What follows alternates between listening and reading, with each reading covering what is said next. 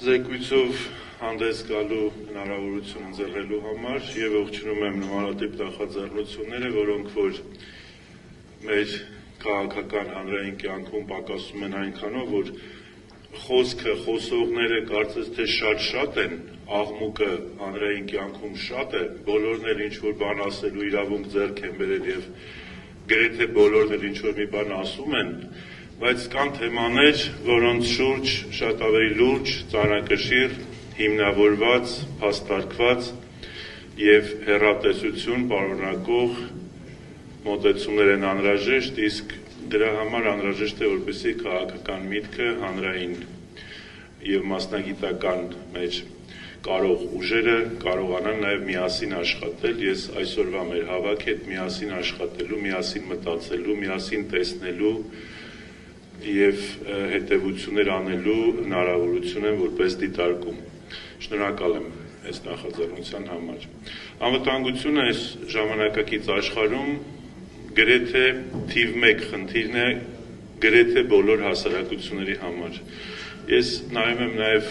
սոցիոլոգիական ոլորտային հարցումները եւ ուսումնասիրությունները, որոնք իրականացում են աշխարհի տարբեր հատվածներում, եւ եվրոպական հասարակության համար անվտանգությունը թիվ 1 խնդիրն է մտահոգությունների եւ սպառնալիքների մարտահրավերների իմաստով, եւ Մերձավոր Արևելքում, եւ Կենտրոնական Ասիայում, եւ Հյուսիսային Ամերիկայում շատ քիչ տարածաշրջաններ կան, որտեղ անվտանգությունը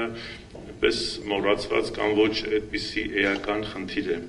Անվտանգությունը շատ նմանաթթվածն է, եթե կա չենք նկատում, եթե չկա, անմիջապես սկսում ենք փնտրել եւ հասկանալ, թե ինչով ենք մարինելու կամ որն է դրա լուծումը։ Մենք 2020 թվականի 44-օրյա պատերազմից հետո մեր ժողովուրդը, մեր պետականությունը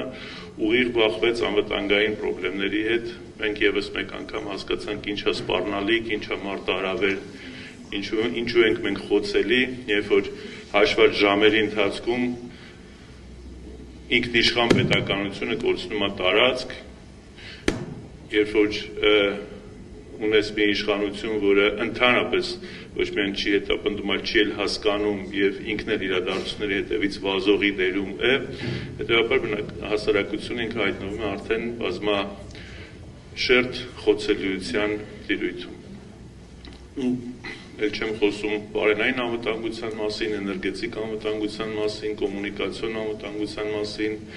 կիբեր անվտանգության մասին, տեղեկատվական անվտանգության մասին, բարեհոգեբանական եւ մնացած բոլոր բաղադրիչների մասին, որը մարդը ինքը որպես բնության եւ հանրային հարաբերությունների սուբյեկտ բնականաբար պետք է բոլոր իմաստներով կարողանա զգա անվտանգության այդ բոլոր բաղադրիչների գոյությունը, որպեսզի կարողանա պետության միջոցով եւ նրա կազմում ապահովի իր բնականոն գործունեությունը։ Մենք 2007 թվականին Հայաստանի Հանրապետությունն ուներ ազգային անվտանգության ռազմավարություն, որը բավական երկար ժամանակ 13 տարի պատասխանում էր Հայաստանի Հանրապետության բոլոր անվտանգային, արտաքին, քաղաքական եւ ներքին խնդիրներին։ Դրանից ծնվել էր բազմաթիվ փաստաթղթեր, առաջնորդող փաստաթղթեր բոլոր պետական եւ հանրային կառույցների համար եւ մեր ժողովուրդը հստակ գիտեր, որ պաշտպանված է, իր շահերը ոտնահարված չեն, առկա բոլոր խնդիրների եւ թերությունների խնդիրների հետ մեկտեղ Հայաստանի Հանրապետությունն ունի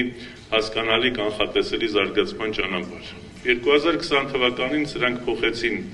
ազգային անվտանգության ռազմավարությունը, ինչ-որ փաստաթուղթ հրամցրեցին հասարակությանը, որը իհարկե քննադատվեց, բայց անմիջապես եղավ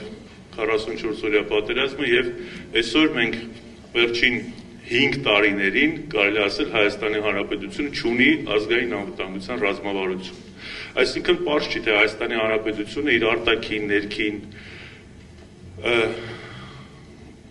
ռազմական, ռազմաքաղաքական, ռազմատեխնիկական, ռազմադիվանագիտական